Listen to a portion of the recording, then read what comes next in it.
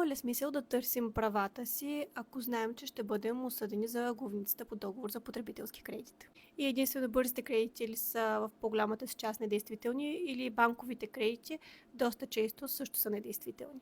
Здравейте, аз съм адвокат Елдора Цонева, адвокат от Софийска адвокатска колегия и основател на платформата Правен щит. И в днешното видео ще си поговорим малко повече за банковите кредити, тяхната недействителност и съответно има ли смисъл да си търсим правата, ако знаем, че ще бъдем осъдени за главницата. Потребителските кредити, отпуснати от банки, така както и бързите кредити, трябва да отговарят на всички изисквания на Закон за потребителския кредит. И съответно, ако не отговарят на някои от основните изисквания на Закона за потребителския кредит, са недействителни. Такъв е случай с неправилното изчисляване на годишния процент на разходите, което е основният проблем при кредитите в България.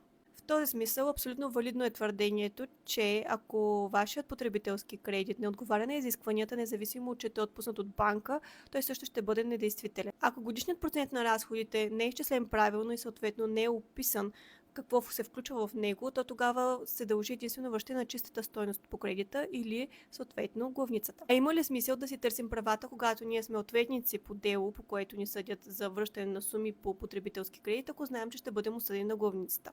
Моят отговор, разбира се, е да. Първо място, ако се установи, че дължите единствено чиста стойност на главницата по кредита, то тогава всички платени суми се приспадат директно от главницата и стойността, която следва да заплатите, ще бъде доста по-ниска от тази, която ви претендират, тъй като обикновено банките или небанковите институции, отпускащи кредити, ще изчислят вътре и лихви, и неустойки, и всичко останало, което са ви начислили към момента на предявяване на иска. На второ място, ако сте материално затруднено лице и съответно не разполагате с достатъчно доходи, може да поискате разсрочване на изпълнението и така се стига до диспозитив на решение, което се казва, че вие ще плащате определена сума всеки месец и по този начин няма да се наложи да ви бъде образувано изпълнително дело и да ви бъдат начислявани допълнителни разноски, такси, хонорари и така нататък. А ето едно такова наше решение, също в случая кредит на Unicredit Bank, който е изкупен от EOS Matrix.